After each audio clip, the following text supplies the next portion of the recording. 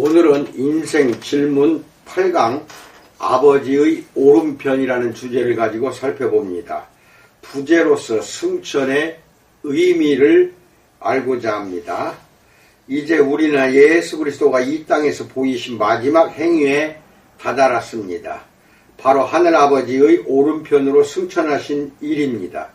그간의 모든 국지간 사건 중에서도 가장 놀라운 일일 것입니다.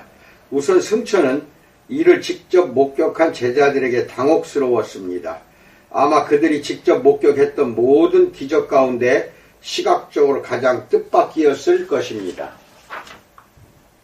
첫 번째, 승천의 참 의미에 대해서 알아봅니다.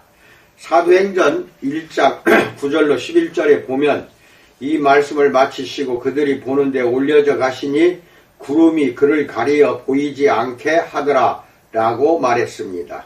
그분이 올라가시는 동안 사도들은 전조등을 응시하는 사슴처럼 영문 모른 채 서서 하늘을 응시했습니다. 올라가실 때 제자들이 자세히 하늘을 쳐다보고 있는데 흰옷 입은 두 사람이 그들 곁에 서서 이르되 갈릴리 사람들아 어찌하여 서서 하늘을 쳐다보느냐. 너희 가운데서 하늘로 올려지신 이 예수는 하늘로 가심을 본 그대로 오시리라 하였느니라 라고 말합니다. 제자들이 구름을 쳐다보며 서서 무슨 생각을 했는지는 몰라도 두 천사가 그들을 이렇게 살짝 꾸짖어야 했습니다. 다들 정신 차리라. 그분은 떠나셨고 장차 다시 오신다. 그때까지 너희가 할 일이 있으니 어서 움직이라 라고 꾸짖는 모습이 생각납니다. 처음부터 승천의 의미는 제자들에게 분명 수수께끼였습니다. 나아가 승천은 우리에게도 당혹스럽습니다. 우리의 경우 문제는 이게 무슨 일인가 라기보다 왜 이런 일이 벌어졌는가 입니다. 승천 때문에 우리 영혼의 상태와 살아가는 방식은 정말 어떻게 달라지는가요? 내려오신 성육신이 있었으니 되돌아가시는 승천도 있음은 물론 당연한 일입니다. 하지만 승천 때문에 우리 구원이나 삶의 방식이 달라진다는 사실이 분명히 와 닿지는 않습니다. 그런데 실제로는 엄청나게 달라집니다. 승천을 제대로 이해하면 세상을 살아가는 우리에게 무엇으로도 대체할 수 없는 중요한 자원이 됩니다. 다른 어떤 종교나 인생 철학도 우리에게 주지 못하는 자원입니다. 그러니 승천에 대해 사도들이 결국 터득한 내용을 살펴봅시다. 신약 여러 곳에 그들의 기록을 찾을 수가 있습니다. 첫째, 승천이 신학적으로 무엇이며 둘째, 우리에게 실제적으로 어떤 의미인지 알아보려고 합니다. 우선 승천이란 무엇인가요? 승천은 단지 예수님이 땅에서 하늘로 올라가신 일이 아니라 새로운 왕위에 올라 우리와 더불어 온 세상과 새로운 관계 속에 들어서신 사건입니다. 무엇이 승천이 아닌가부터 생각해 봅시다. 승천은 단지 예수님이 지상을 떠나신 일이 아닙니다. 승천의 관건은 그분이 가신 곳이 하늘이 아니라 즉 헤븐스가 아니라 천국, 헤븐이라는 사실입니다. 1961년에 소련 수상이 했던 말을 기억합니까? 그는 하늘에 비행사를 보냈으나 신이 보이지 않았으므로 틀림없이 신은 존재하지 않는다고 말했습니다. 이게 바로 승천을 단순히 고도변화로 보는 시각입니다. 그리스도와 아버지가 우주공간 어딘가에 계신다는 식입니다. 성경에도 하늘, 헤븐스가 나오긴 합니다. 시편 19편에 해와 달과 별이 하나님의 영광을 선포한다고 했습니다.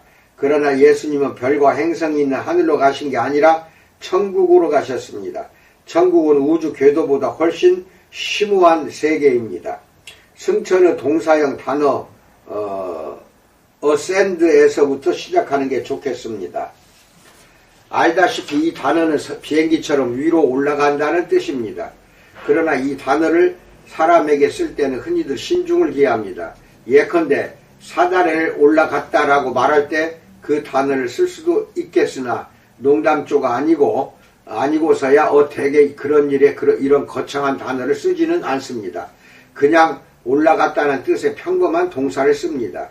그러나 대관식을 말할 때는 당연히 그 단어를 씁니다. 왕위에 오르는 사람은 예식을 거쳐 정식으로 권한을 넘겨받습니다. 연단에서 다시 계단을 말 그대로 올라가 높은 의자인 왕자에 앉게 됩니다. 이렇게 왕위에 올랐다, ascended라고 말할 때 그 단어가 쓰입니다.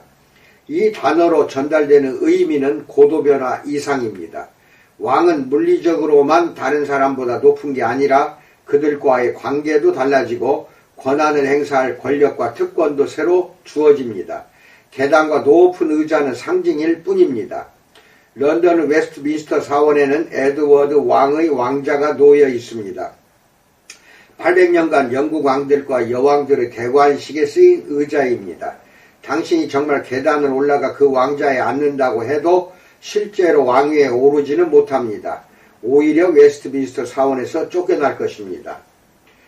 요지인 즉 왕으로 즉위하는 요건은 물리적 고도 변화가 아니라 이 또한 예식에 포함되긴 하지만 법적 지위와 관계의 변화입니다.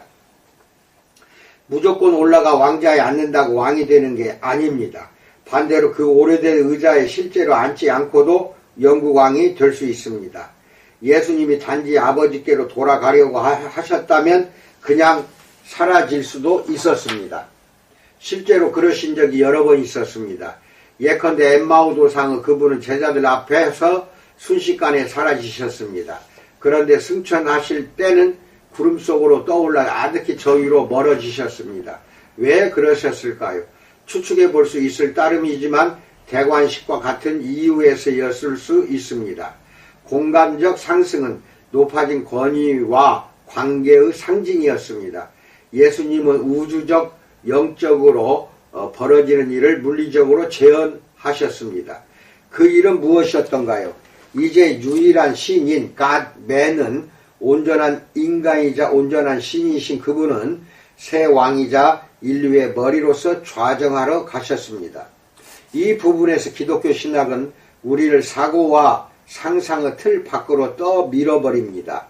두 번째, 영광스러운 종말을 향하여에 대해서 알아봅니다. 하나님의 영원한 아들은 육신이 되실 때 온전한 인간이 되셨습니다.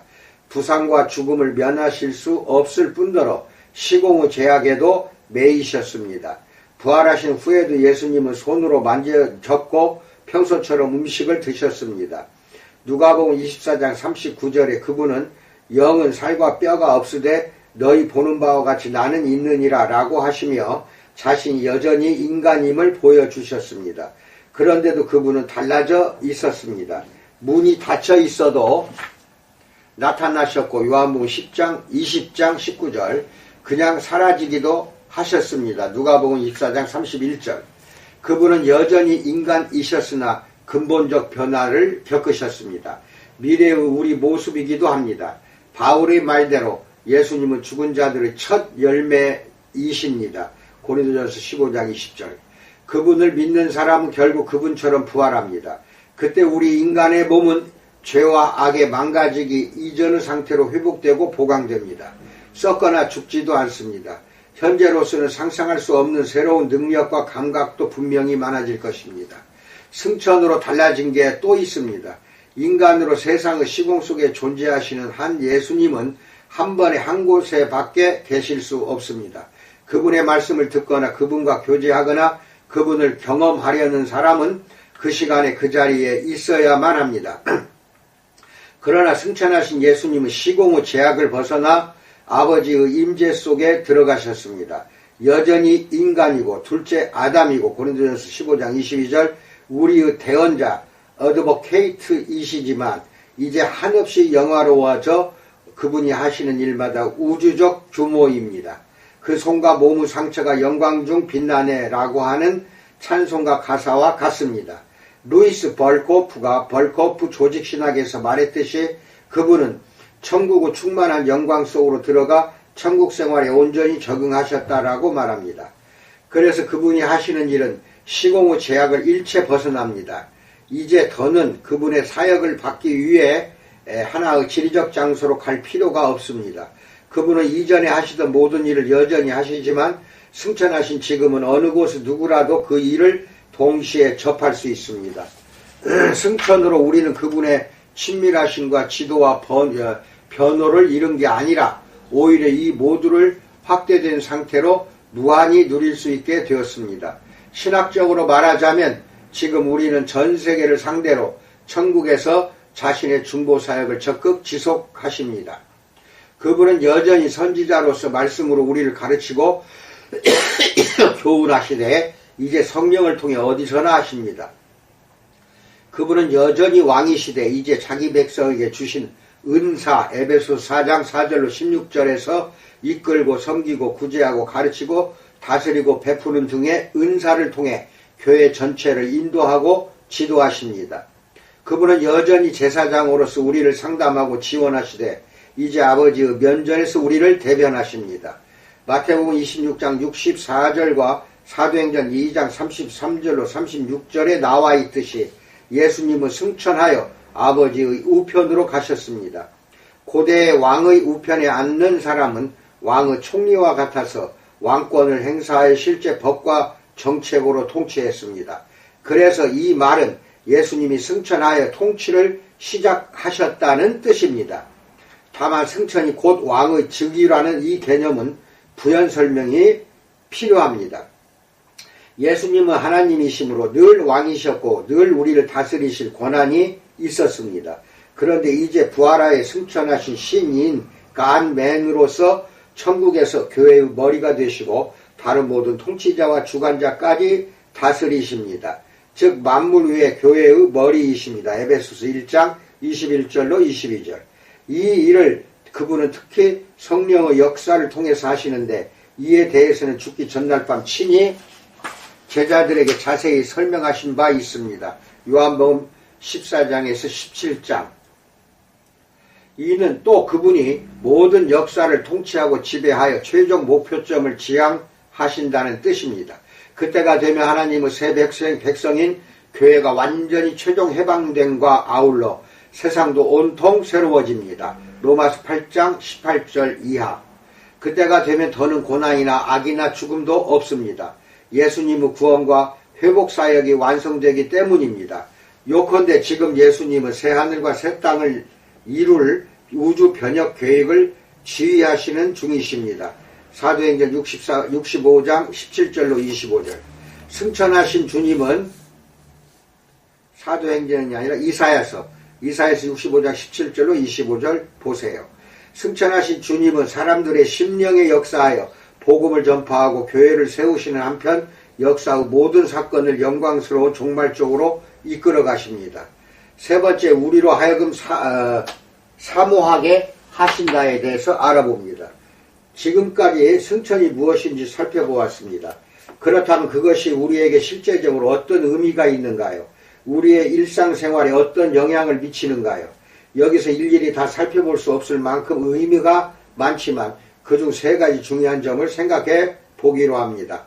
첫째, 승천하신 그리스도는 누구나 사랑으로 소통하며 교제할 수 있는 대상입니다. 5강에서 보았듯이 막달라 마리아는 빈무덤 근처에서 부활하신 그리스도를 만났을 때 그분을 붙들었습니다.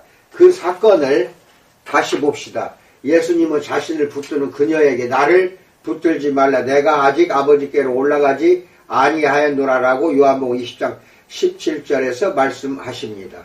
무슨 뜻인가요? 어떤 이들은 마치 예수님이 신성해서 나를 만져서는 안 되느니라 라고 말씀하셨다고 봅니다.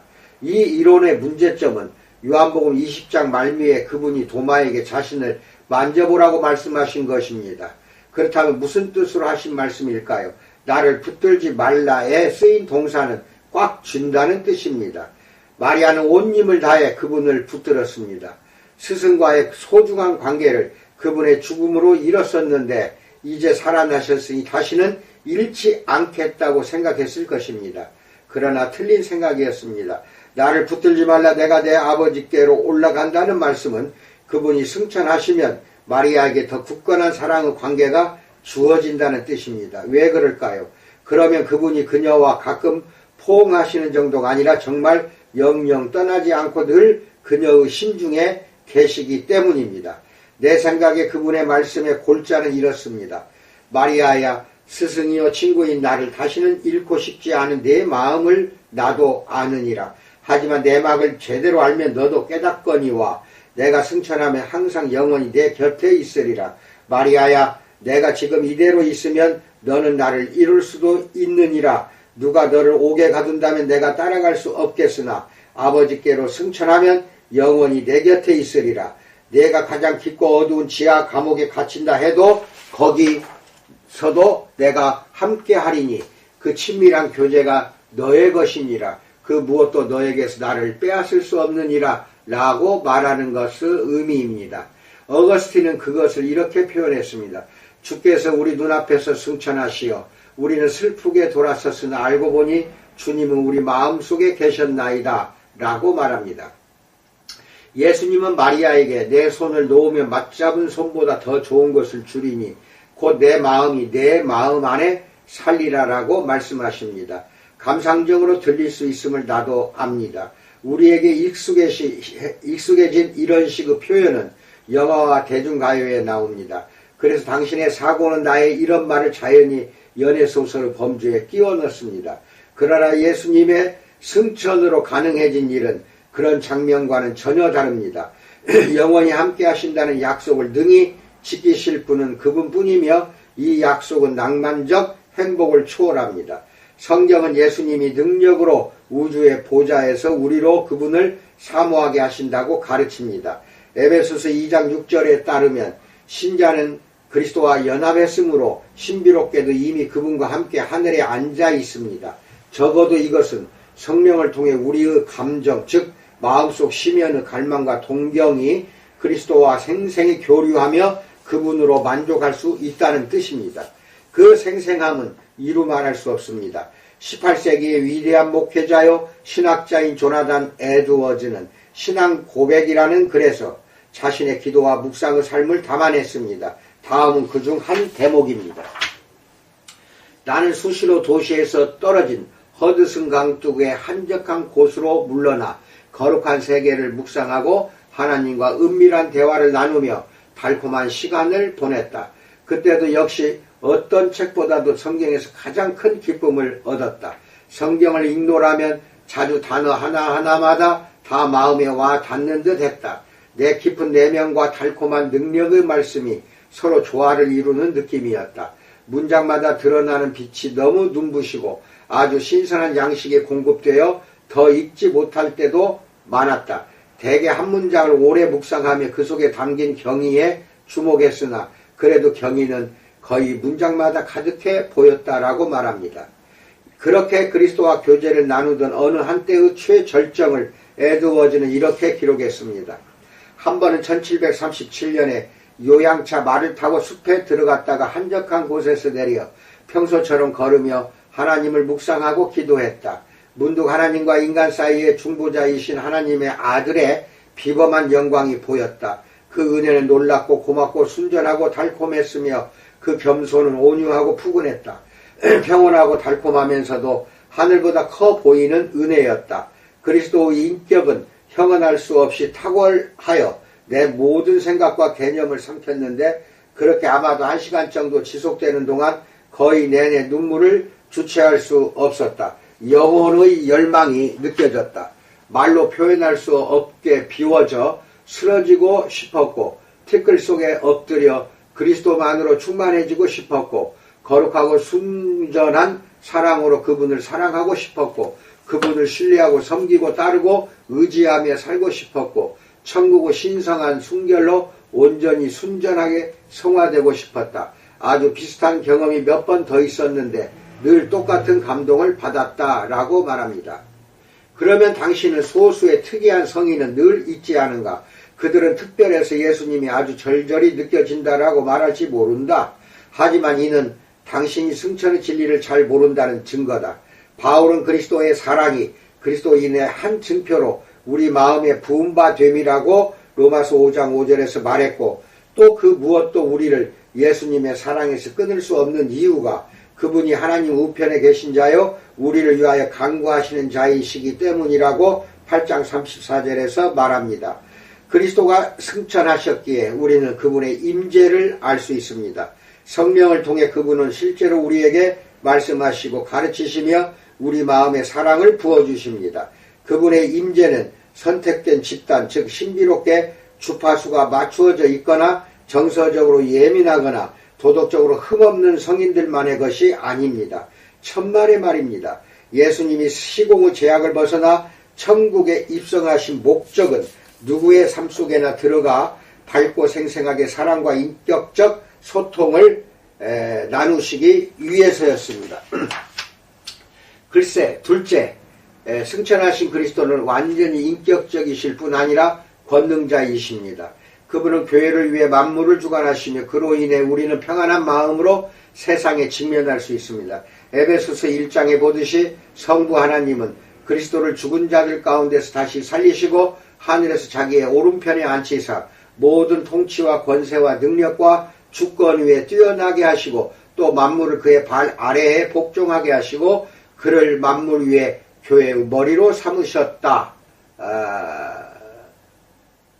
교회의라는 표현에 주목하십시오. 이 본문에 따르면 당신을 위해 죽으신 분은 지금 하나님 보좌의 오른편에 계실 뿐 아니라 거기서 역사의 실물을 주관하고 만물을 지휘하시되 교회의 유익을 위해 그리하십니다. 당신이 그분께 속해 있다면 무슨 일이 벌어지든 다 결국 당신을 위한 일입니다. 17세기의 하이델베르크 요리문답은 독일의 초창기 개신교에서 성경의 가르침을 요약하여 작성한 것인데 그중 46답에 보면 그리스도는 하늘로 올려져 우리의 유익을 위하여 거기에 계시며 장차 살아있는 자들과 죽은 자들을 심판하러 다시 오실 것입니다. 그야말로 바울이 에베소서 1장의 한 말을 압축한 표현입니다. 예수님의 승천은 그분께만이 아니라 우리에게도 큰 영광입니다. 그분은 천국에 가셔서 우리의 유익을 위해 일하십니다. 예수님의 이런 성품을 보여주는 다른 대표적 본문은 로마서 8장 28절입니다. 우리가 알거니와 하나님을 사랑하는 자 곧 그의 뜻대로 부르심을 입은 자들에게는 모든 것이 합력하여 선을 이루느니라 라고 말합니다. 여기서 중요하게 주목할 단어는 합력하여입니다. 덕분에 이 말씀은 축하 카드에 등장하는 희망사항의 범주를 벗어납니다. 바울의 말은 당신에게 벌어진 모든 악한 일이 사실은 선하다든지 인생사 세웅치마라는 뜻이 아닙니다. 영원의 관점에서 전체 역사를 되돌아보며 밝혀지듯이 정말 악한 일조차도 하나님께 통합되고 선용되어 결국 본의와 정반대의 결과만을 낳는다는 뜻입니다. 그때 보면 알겠지만 악한 일이 없었을 때보다 오히려 악한 일 때문에 결국 영광과 선이 더 많아집니다. 그 축소파이자 단적인 예로 요셉의 형들이 있습니다. 그들은 요셉과 및 다른 사람들에게 큰 악을 저질렀지만 결국 요셉의 말처럼 창세기 50장 20절에서 당신들은 나를 해하려 하였으나 하나님은 그것을 선으로 바꾸셨다라고 말합니다. 또 다른 사례는 욥의 이야기입니다. 욥기 서두에 사탄은 하나님의 허락을 받아 욥을 공격합니다. 그러나 결국 사탄의 음모는 오히려 성경의 한 책을 탄생시켜서 복음의 허다한 무리가 그 책에 힘입어 고난 중에도 하나님께 충실했습니다. 사탄이 의도했던 바는 아니지 않습니까? 항상 그런 식입니다. 이 원리의 궁극적 사례는 거부와 배신과 고문과 죽임을 당하신 예수님 자신의 운명입니다. 어둠의 세력이 그분을 멸하려고 달려들었으나 오히려 보란듯이 자멸을 초래했을 뿐입니다. 골로새서 2장 15절. 예수님이 모든 것을 합력하여 당신의 선을 이루신다는 말은 악한 일만이 아니라 작은 일도 그분의 계획에 들어있다는 뜻입니다. 사역을 준비하던 신학생 시절에 나는 어느 교단에 속해야 할지 잘 몰랐습니다. 미국 목사 이야기입니다. 세례와 예정론 같은 특정 이슈에 대해 내 입장이 분명하지 않았기 때문이기도 했습니다. 신학교 마지막 학기에 한 교수가 내게 몇몇 핵심 이슈에 대한 장로교의 입장을 납득시켰습니다. 이것을 계기로 나는 장로교인이 되었고 결국 부르심을 받고 맨해튼에 와서 새로운 회중인 리디머 장로교회를 개척했습니다. 하나님의 계획을 가르칠 때면 나는 이 일을 예화로 들곤 합니다. 오늘 내가 뉴욕시에 있는 이유는 그 도시에서 내 말을 듣고 있는 청중에게 하는 말입니다. 한 특정한 신학교 교수가 나로 하여금 장로교 목사가 되도록 설득했기 때문입니다. 영국 시민인 그가 하필 그 학기에 가르친 이유는 교원 비자가 발급되었기 때문인데 비자를 받기가 너무 까다로워 미국에 오기를 거의 포기했을 때 국무부의 어떤 사람이 신청 과정을 도와주었습니다. 그게 가능했던 이유는 당시의 대통령 일가의 일원이 우리 신학교에 다니고 있었기 때문입니다. 그 일가가 백악관에 입성한 이유는 전임 대통령이 하야했기 때문입니다. 그가 하야했던 이유는 워터게이트 도청 사건 때문이었습니다. 워터게이트 사건이 발각된 이유는 순전히 잠기지 않은 문 하나가 어느 야간 경비원의 눈에 띄었기 때문입니다. 문이 잠겨져 있었고 사건이 발생하지 않았고 정권이 바뀌지 않았다면 내가 그 교수에게 배울 일도 결코 없었을 것입니다. 이 대목에서 나는 청중에게 물어봅니다. 리드머 교회가 존재하여 기쁘십니까? 고개를 끄덕이는 그들에게 그렇다면 워터게이트는 당신을 위해 발생했습니다 하고 답해줍니다. 물론 그 사건이 벌어진 데는 다른 이유도 수없이 많습니다.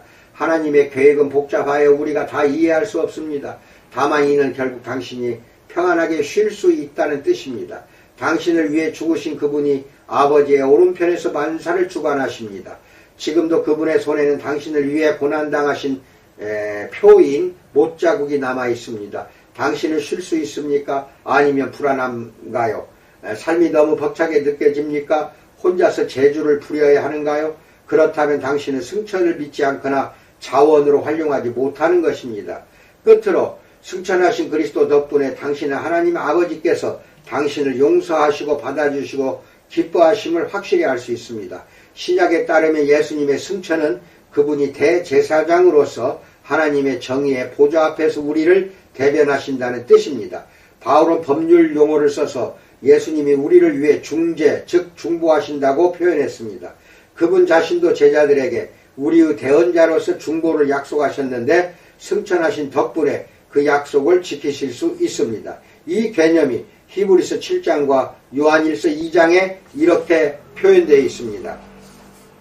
히브리서 7장 26절로 27절, 25절 이러한 대제사장은 우리에게 합당하니 거룩하고 악이 없고 더러움이 없고 죄인에게서 떠나 계시고 하늘보다 높이 되신 이라. 그는 저 대제사장들이 먼저 자기 죄를 위하고 다음에 백성의 죄를 위하여 날마다 제사 드리는 것과 같이 할 필요가 없으니 이는 그가 단번에 자기를 드려 이루셨음이라. 그러므로 자기를 힘입어 하나님께 나아가는 자들을 온전히 구원하실 수 있으니 이는 그가 항상 살아 계셔서 그들을 위하여 간구하심이라 라고 말합니다. 요한일서 2장 1절로 2절에서는 만일 누가 죄를 범하여도 아버지 앞에서 우리에게 대언자가 있으니 곧 의로우신 예수 그리스도시라. 그는 우리 죄를 위한 화목 제물이니 라고 말합니다. 예수 그리스도가 제사장과 대언자와 중보자라는 은유는 그분이 아버지의 우편에 계신다는 신비롭고도 매우 중요한 은유에서 연장되어 나옵니다. 누구든지 보좌의 오른편에 있는 사람은 왕의 뜻을 실행할 권한이 있을 뿐 아니라 왕의 귀로 듣기도 합니다. 그래서 보좌의 법정에 어떤 사람이나 사건이 회부될 때 그 오른편에 있는 사람보다 더 확실한 대언자가 있을 수 없음은 물론입니다. 네 번째, 스데반이 알고 있던 것에 대해서 알아봅니다. 앞서 말했듯이 당신이 심판대에 서야 한다면 모든 것은 변호사인 대언자에게 달려 있습니다. 대언자가 해박하면 당신도 해박해 보입니다. 그의 변론이 이기면 당신도 승수합니다. 대언자가 법을 잘 알고 법정에서 크게 존경받으면 당신의 재판은 안전합니다. 그래서 예수님이 우주의 보좌 앞에 우리를 대변하시는 대언자라는 성경 말씀은 그분이 단순히 공중으로 올라가신 게 아니라 승천하셨다는 뜻입니다. 당신이 어떤 사람이었고 어떻게 살았는지는 중요하지 않습니다. 흠 많고 어리석어도 상관없습니다. 하나님 아버지는 당신을 보실 때 승천하신 예수님을 보시고 당신의 말을 들으실 때도 예수님의 말씀을 들으십니다. 당신을 보고 들으실 때 그분은 무한한 아름다움을 보고 들으십니다. 사도행전의 설교자 스데반의 이야기가 나오는데 그는 날조된 제목으로 사형에 처해집니다. 무리가 그를 돌로 쳐 죽이려고 할 때 그는 문득 환상을 보며 말합니다. 사도행전 7장 56절에서 보라 하늘이 열리고 인자가 하나님 우편에 서신 것을 보노라 라고 말합니다. 그가 본 예수님은 우편에 앉아 계시지 않고 그를 위해 서서 변호하십니다. 스데반의 얼굴이 시종 천사와 같았다고 6장 15절에서 말합니다. 왜인지 압니까? 그를 위해 죽으신 분이 이제 승천하여 우주의 법정에서 그를 대변하심을 스데반은 특히 생의 마지막 순간에서 알았습니다. 그게 얼마나 중요한지도 참으로 알았습니다. 그래서 자신에 대해 남들이 무엇라 말하듯 신경 쓸 게 없었습니다. 세상 법정의 판결은 중요하지 않았습니다. 하늘 법정이 자신을 어떻게 대하는지 알았기 때문입니다. 그 법정만이 중요했고 그곳 판결만이 영원한 터였습니다.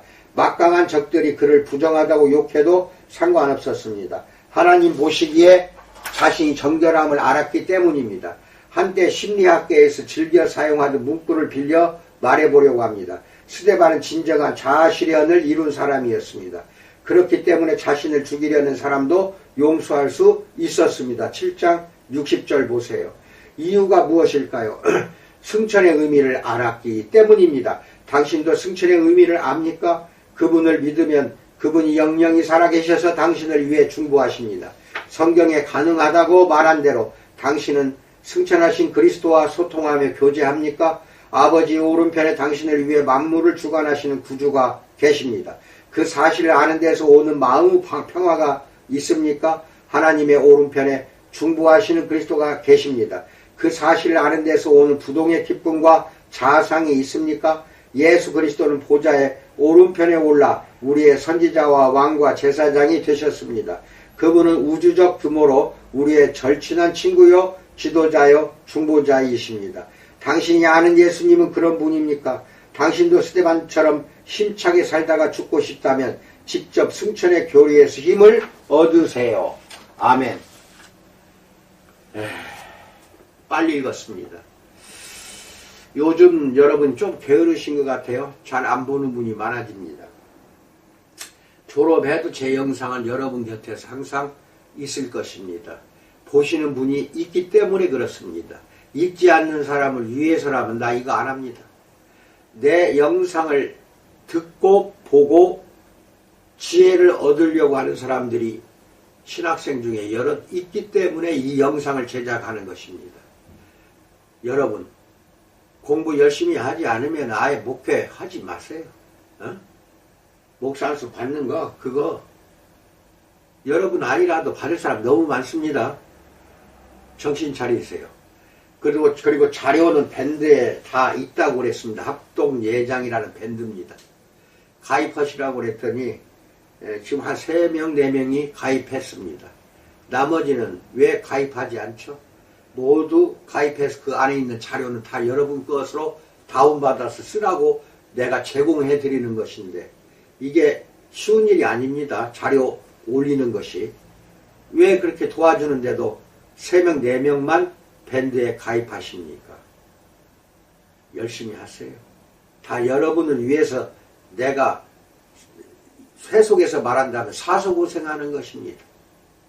또 기독교 신앙적인 입장에서 말한다면 하나님이 또 성령님이 나를 떼밀어서 하는 것이지 인간의 의욕과 의지와 계획만으로는 이거 못합니다. 성령이 나를 도와서 힘을 주시기 때문에 내가 이 사역을 감당하고 있는 것이니까 특히 신학생들 2번, 3번 보세요. 그래서 여러분 것으로 만드시기 바랍니다. 감사합니다.